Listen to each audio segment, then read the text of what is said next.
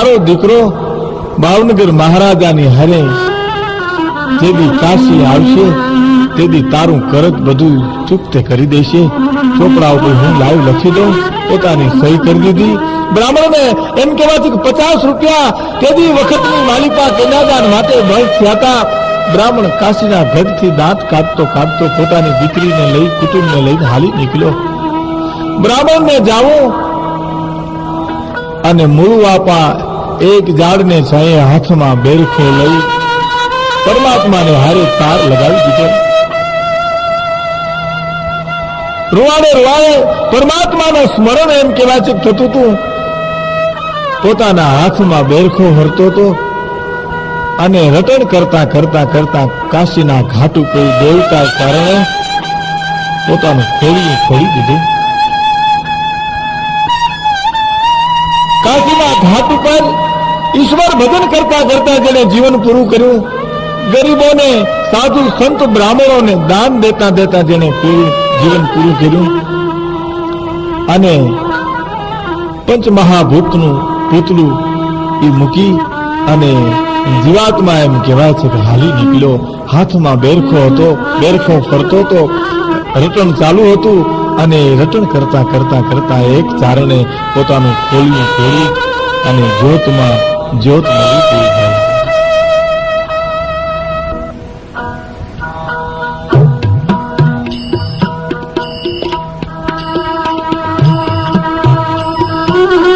અને કાશીના ઘાટ ઉપર જયારે મૂળ આપાનું અવસાન થયું, પોતાના દીકરા ઉપર કેટલો પૂર્ણ વિશ્વાસ હશે એને કે વાણિયાના ખાતા ઉપર પોતે સહી કરી દીધી કે મારો દીકરો આવી અને તારું કરજ ચૂકવી દેશે મારું.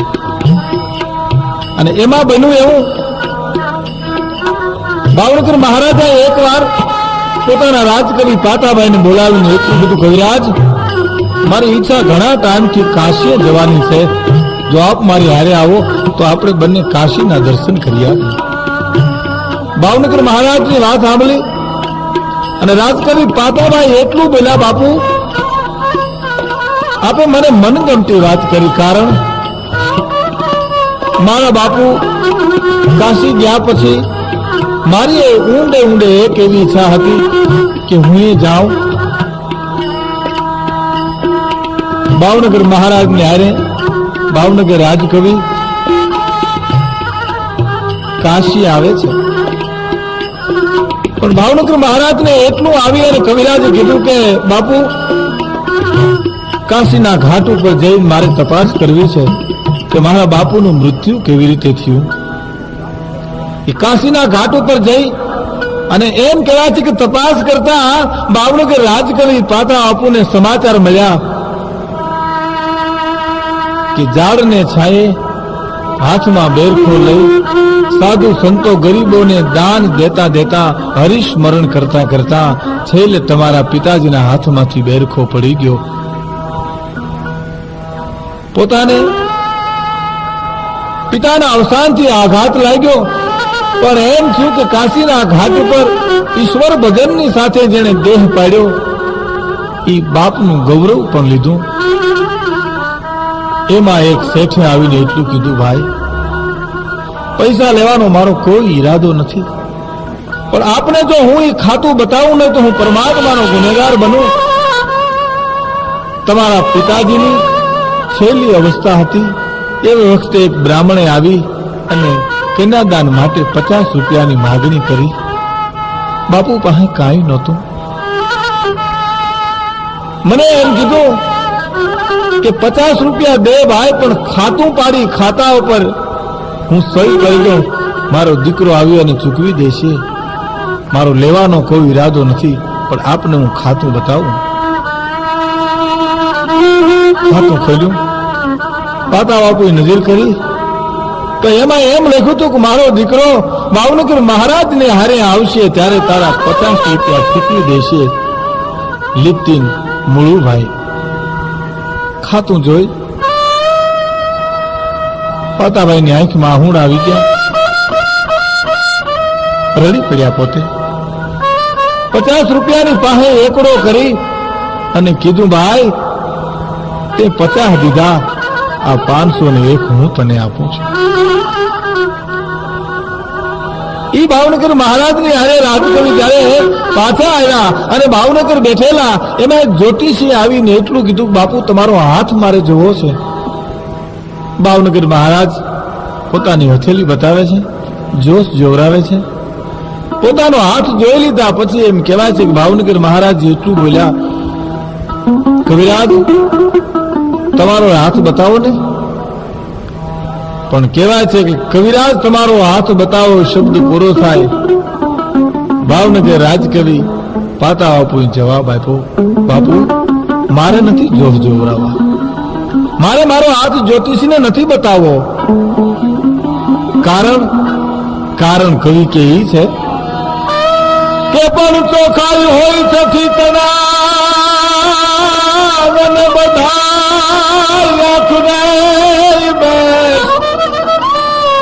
પણ તે મન ગમતો ઓલો ખાવી મળે.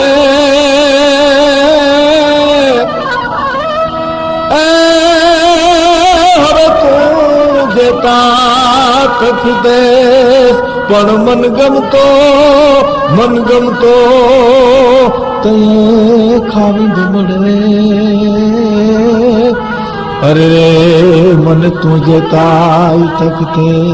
હે બાપુ મારે મારો હાથ નથી બતાવો, કારણ મારા હાથની માલિપાવું તો એવી રેખાઓ પડી છે અને એવી રેખા ન હોય તો બાપ તું જેવો મને ખાવી ન મળે. ભાવનગર મહારાજ જેવો મને મહારાજ મળે, એનું રાજકવિ પદ મને મળે, એથી મારી હથેળીની બીજી રેખાઓ ઉજળી કઈ હોઈ શકે.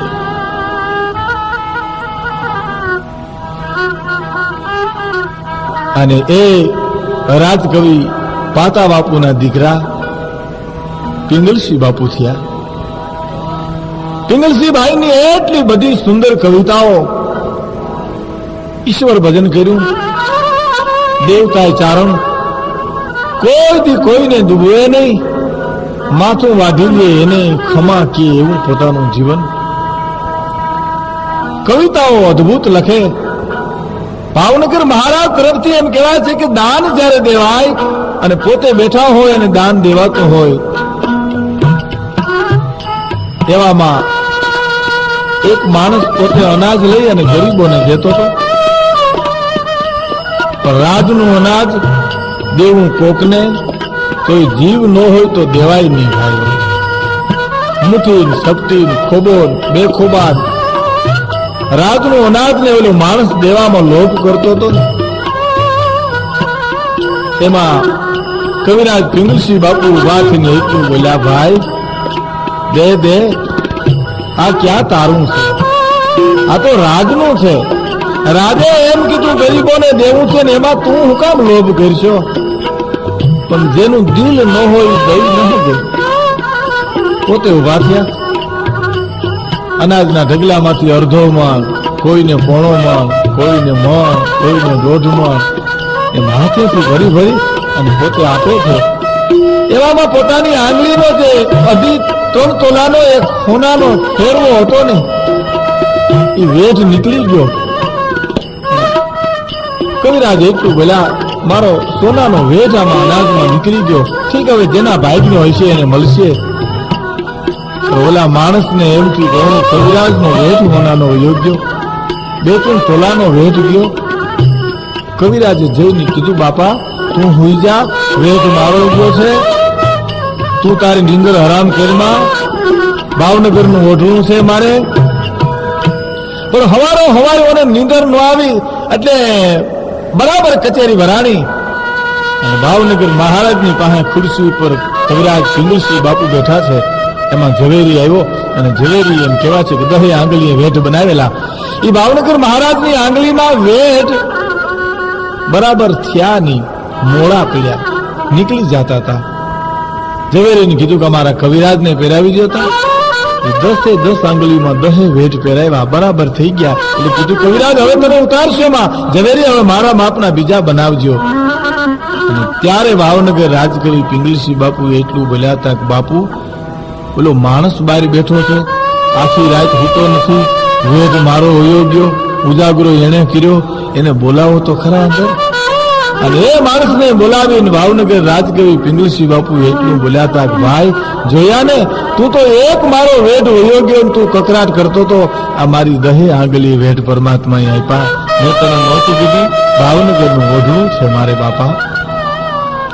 એ ભાવનગર મહારાજ લખીશ, એ ભાવનગર મહારાજ નું સાનિધ્ય જેને સેવું હોય એ લખી હગે કે આવે આંખ કરકે નિરાશ ના ફિરાના કબू ग्रास ग्रास हुमे सब भाग गिन लीजियो साहेबी अमेरी ऐसी जगत में रहेगे सदा ऐसा अभिमान कबू मन में न कीजियो बेशक सबंध है न आंख बंद हुए बाद राम नाम रखो याद सदगुण से रीजियो तो पिंगल बनंत ना ही खींचियो किसी की पर दिया है प्रभु ने तो कुछ दिनन को दीजियो.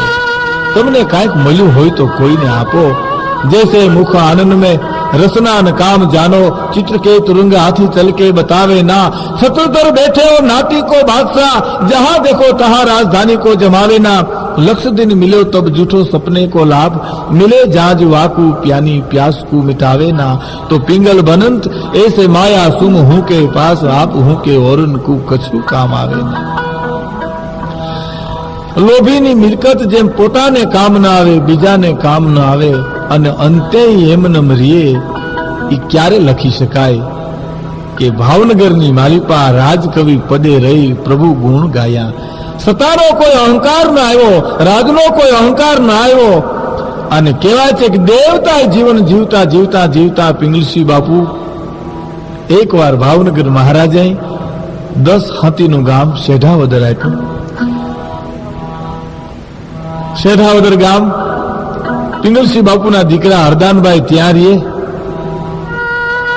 બાપુને એક વાર વિચાર આવ્યો કે શેઢાવદર જાઉં, થોડાક દી ત્યાં દીકરા પાસે રહું. હરદાનભાઈને કહેવાયું કે બાપ મારી ઈચ્છા થોડાક દી શેઢાવદર આવવાની છે. હરદાન બાપુ કીધું વધારો બાપુ. બાપુને સાનિધ્યની માલિકા તાઈને જમાદાર રહેતો હતો, જમાદાર પોતાની હારે હતો. બાપુ શેઢાવદર આવે છે.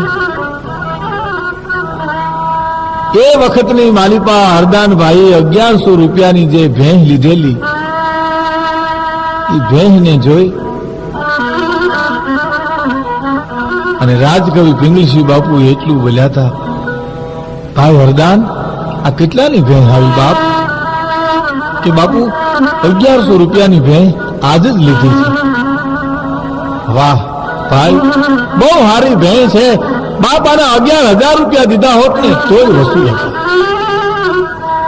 વાતચીત કરી, વાળું કરી અને કહેવાય છે કે પોતાના ઓરડામાં લાંબો વાહો કરી અને હોવાની તૈયારી કરી, પણ નીંદર નથી આવતી, ઊંઘ નથી આવતી, અજંપો થઈ ગયેલો. અને પછી પોતે કવિતા લખે છે, પણ કેવી ભક્તિની કવિતા! માનવ જીવનને એમ કહેવાય છે કે અંજવાળે એવી કવિતા. પોતે કવિતાઓ લખે છે કે ભજલે નિત ભગવંત કો અનુસજલે ધર્મ સુજાન પણ કરીને કીર્તિ જગત में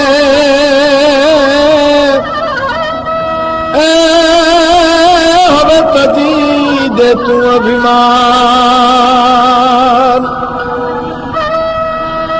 એ તજી દે અભિમાન કાન મેરા તું કયા માનું અંતે ટૂટ જાત પ્રાણ જીતી મારી.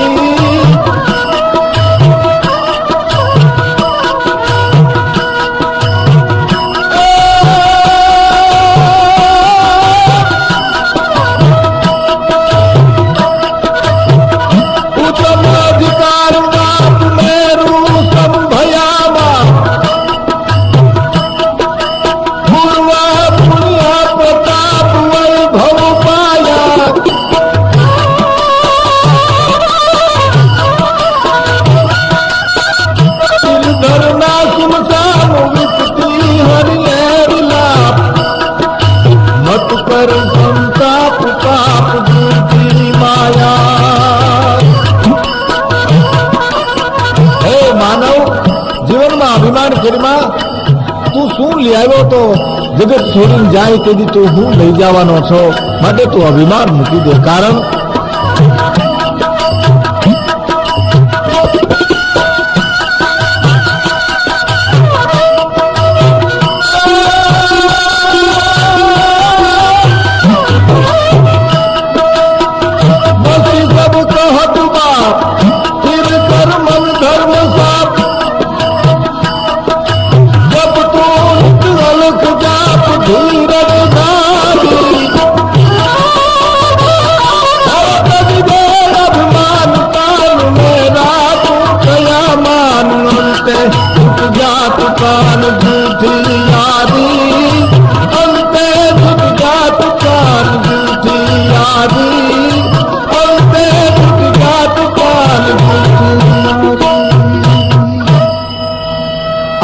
રાતે કવિતાઓ લખે છે.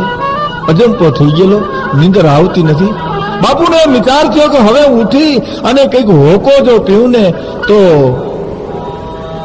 કંઈક મને બીજી કવિતાઓ લખવાનું મન થાય. વિચાર કર્યો જમાદારને જગાડું. ભાવનગર રાજ તરફથી 24 કલાક બાપુની સેવા કરવા માટે એક જમાદાર રહેતો હતો. બાપુ અડધી રાતે વિચાર કર્યો કે જમાદારને ઉઠાડું, હોકો ભરે. પણ દેવતા ચારણ શરૂઆતમાં મેં કીધું એમ માથું વાઢી લે એને ખમા કે એવું જેનું જીવન.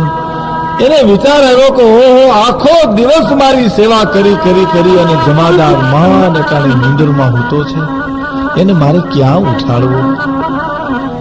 એક મારે હોકાનું બંધાણ અને એ હોકો ભરવા હારુથી મારે એની લાખ રૂપિયાની નીંદર બગાડવી, એના કરતા હાલ હું પોતે હોકો ભરી લઉં. એ ઓરડામાં વિચાર આવ્યો. દરવાજો ખોલી ઓહરીમાં હોકો પીડ્યો છે લઈને ભરું. પણ દરવાજો ખોલતા એમ કહેવાય છે કે જમાદાર તૈયાર ઉભો હતો કે લ્યો બાપુ હોકો તૈયાર ભરેલો છે. પિંગલસિંહ બાપુ જોઈ રહ્યા. જમાદાર હોકો ભરેલો તૈયાર છે? હા બાપુ. આખી રાત કવિતાઓ લખતા હતા. મને એમ શું કે વહેલા મોડું બાપુને હોકાની જરૂર પડશે એટલે ત્યાર ભરેલો રાખ્યો છે. પણ આ તો પિંગલસિંહ પાતાભાઈ નરેલાઓ હૈયાની માલિપાથી એમ કહેવાય છે કે આમ ઉલટ મંડી આવો. રંગ જમાદાર, રંગ જમાદાર, રંગ જમાદાર. જમાદાર કાંઈ દુજાણું ખરું ભાઈ તારે? ના બાપુ, કાંઈ દુજાણું નથી. નહીં તો કે ના. અડધી રાતે ગોવાળને બોલાવીને કીધું કે જે દિયાથી મેં હરદાને ભેં લીધી છે ને એ ભેં આ જમાદારને આપી દે.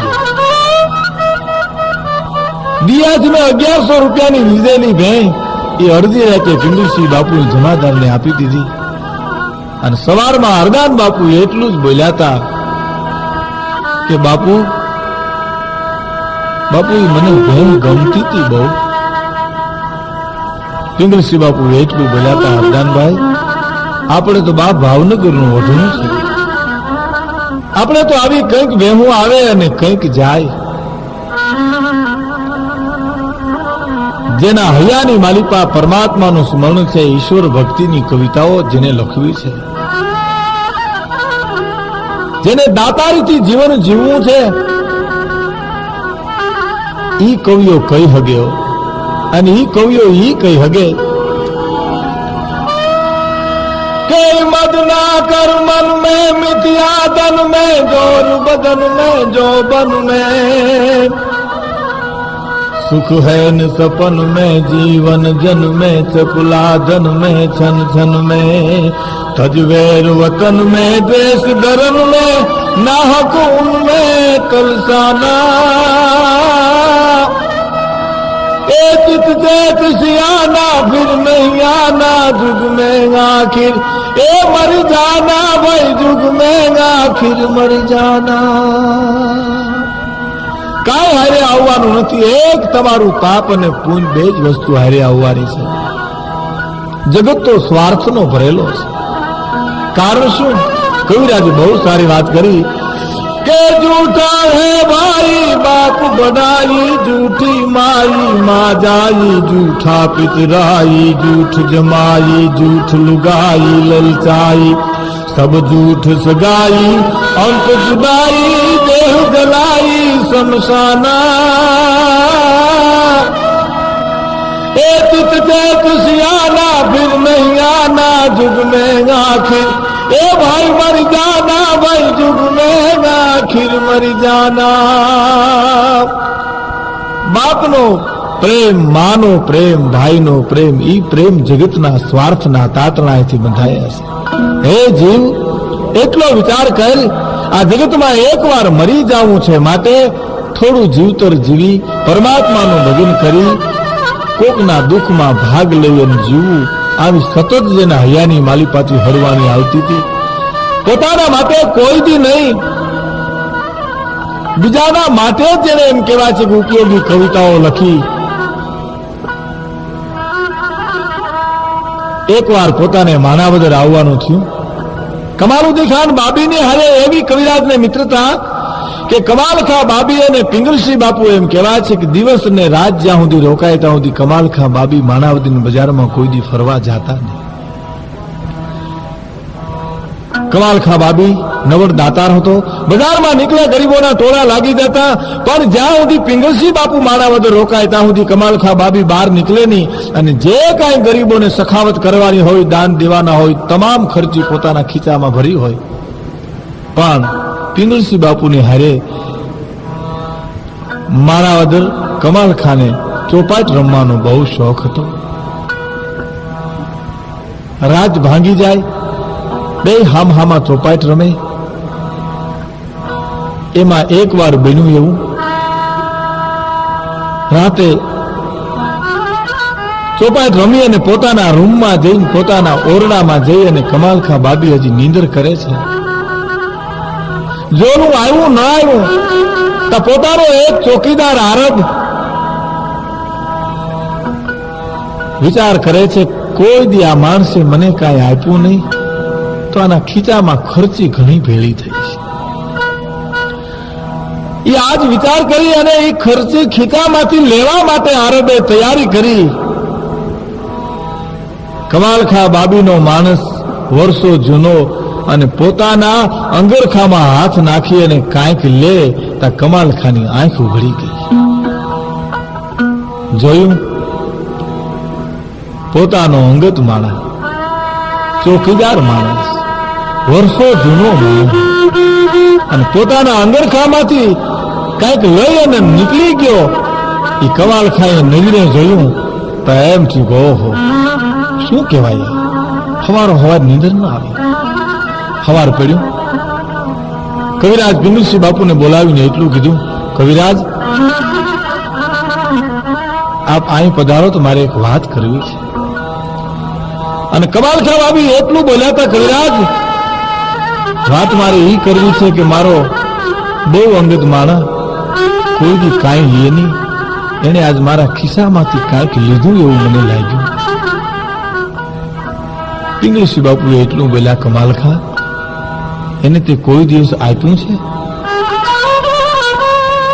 ના બાપુ મેં એને કોઈ દી આપ્યું નથી તો વાંક ચોકીદારનો નથી કમાલખા વાંક તારો વીવી વરસ્યા માણસ ઝૂંપડામાં રહેતો હોય તારી ચોકીદારી કરતો હોય પેરા ભરતો હોય ને તે કોઈ દી કાંઈ આપ્યું નહીં તું આવો નવડ દાતારો હોવા છતાં એના હમું તે કોઈ દી જોયું નહીં એના નાના છોકરા એનું કુટુંબ એ માણસ કેવી રીતે પોતાનું ગુજરાન કરતો હોય છે કમાલખા એટલો તો વિચાર કરે 20 વર્ષથી જ્યારે ચોકીદારી કરી એને અડધી રાતે આવી અને તારા ગુંજામાં હાથ નાખ્યો ક્યારે નાખ્યો એનો સમય કેવો હશે પણ આટલી વાત કરીતા તો કમાલખા બાબી એટલું બોલ્યા હતા કવિરાજ હવે બંધ થાવ આપ જે કહો હવારે હું એને આપવા તૈયાર છું આપ હુકમ કરો હું આપવા માટે તૈયાર છું